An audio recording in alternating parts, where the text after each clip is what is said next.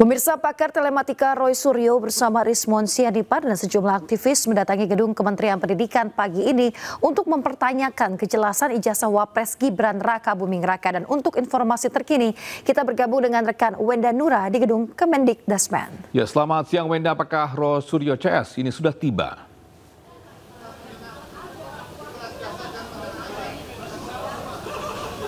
Ya, halo, selamat siang Yasmin, Togi, dan juga pemirsa. Saat ini saya sedang berada langsung di gedung Kementerian Pendidikan Dasar dan Menengah di kawasan Senayan, Jakarta Selatan, yang mana memang pada hari ini sejumlah pakar dan praktisi hukum yang mana nama-namanya pun sudah tidak asing, mulai dari Roy Suryo, Refli Harun, Rismon Sianipar hingga akademisi dan praktisi hukum lainnya sudah tiba di gedung Kemendikdasmen.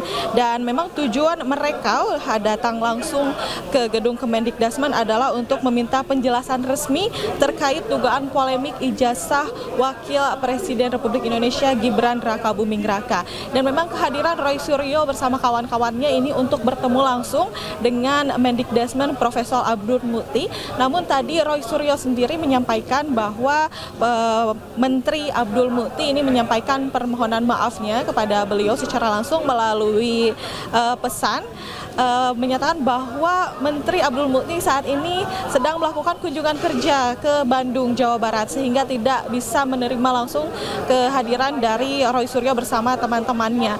Dan memang pada saat ini pun bisa dilihat di belakang saya, saat ini Roy Suryo bersama teman-teman dan timnya ini tengah menunggu arahan langsung dari Menteri Abdul Mukti mengenai siapa yang akan menerima kunjungan ataupun kehadiran dari Roy Suryo bersama teman-temannya ini terkait untuk meminta penjelasan resmi terkait dugaan polemik ijazah Wapres Gibran ini. Dan isu keabsahan ijazah Wapres Gibran ini juga saat ini tengah bergulir di Pengadilan Negeri Jakarta Pusat melalui gugatan perdata senilai 125 triliun rupiah, yang mana agenda terdekat dari gugatan perdata ini adalah mediasi yang mana akan berlangsung rencananya pada hari Senin tanggal 29 September 2025 yang akan datang. Dan nantinya jika kedua belah pihak antara penggugat dan juga tergugat, yakni tergugat di sini adalah Wapres Gibran, menyatakan untuk berdamai, yakni kasus ini dinyatakan selesai, atau jika tidak berdamai nantinya akan melalui proses hukum lainnya. Dan kembali kami informasikan, Yasmin, Togi, dan juga pemirsa, bahwa saat ini di gedung Kemendikdasmen Roy Suryo bersama kawan-kawannya dan timnya saat ini tengah menunggu arahan langsung dari Menteri Abdul Mukti mengenai siapa yang nantinya akan menerima kehadiran Roy Suryo bersama kawan-kawannya di gedung Kemendikdasmen ini. Togi, Yasmin. Baik, terima kasih Wenda atas informasi yang melaporkan langsung ke Kemendikdasmen Jakarta. Selamat bertugas kembali. Pemirsa, sidang gugatan perdata senilai 125 triliun rupiah terhadap Gibran Raka Buming Raka dilanjut ke tahap mediasi. Mediasi akan digelar pada 29 September mendatang.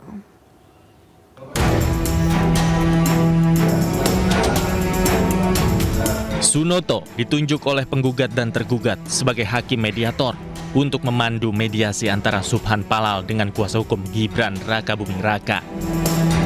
Mediasi ini dilakukan sebelum proses sidang gugatan dilanjutkan. Majelis hakim akan melanjutkan sidang setelah mendapat laporan dari hakim mediator.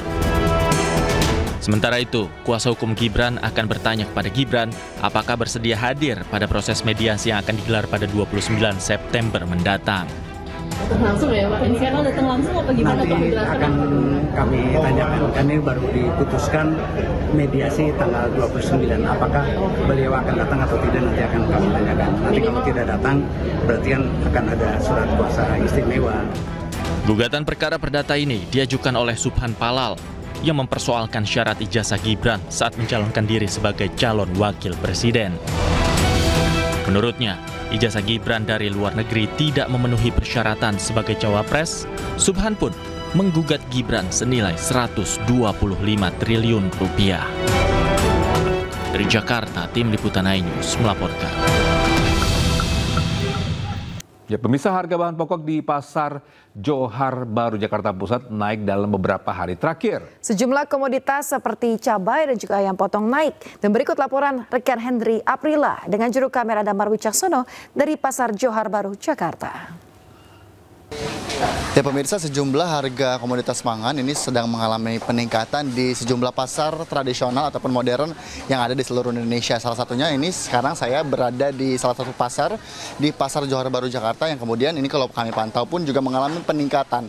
Yang kemudian ini salah satunya yang mengalami peningkatan adalah yang signifikan ayam dan juga beberapa sayuran. Tidak hanya itu, tentunya peningkatan ini juga sangat berpengaruh ke pembelian maupun penjualan daripada pedagang maupun para pembeli yang membeli ayam dengan harga yang cukup tinggi. Bahkan informasi yang kami terima untuk harga ini mencapai di Rp40.000 per kilogram. Ini termasuk harga tertinggi dari setiap periode peningkatan ayam ataupun harga komoditas pangan.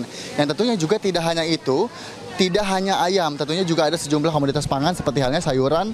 Ini di cabai yang juga mengalami peningkatan hingga di Rp80.000 per kilogramnya. Dan kemudian untuk mengetahui bagaimana informasi lengkapnya ini kami sudah bersama dengan salah satu pedagang yang juga berada di kawasan Pasar Johar Baru. Bapak, sebelumnya selamat pagi.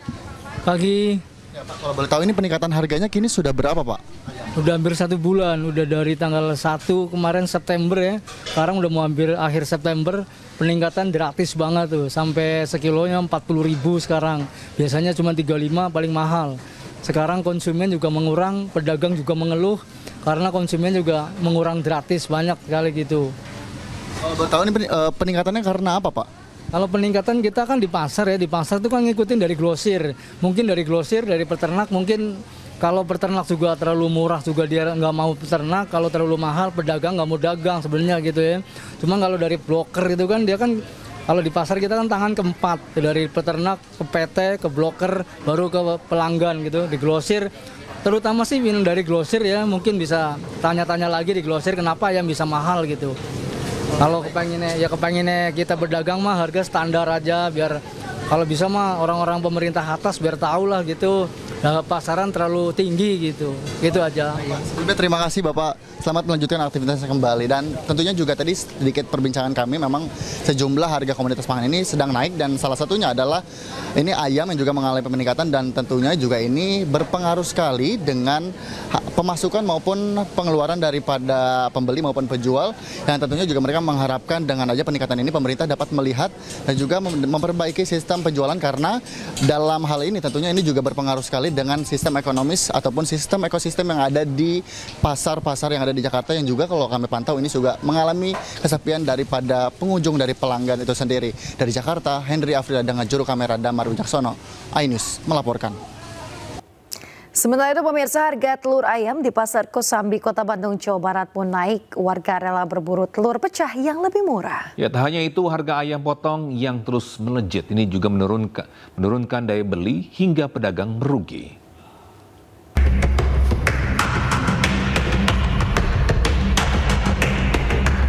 Sudah hampir 2 pekan, harga telur ayam di Pasar Kosambi, Kota Bandung, Jawa Barat terus mengalami kenaikan.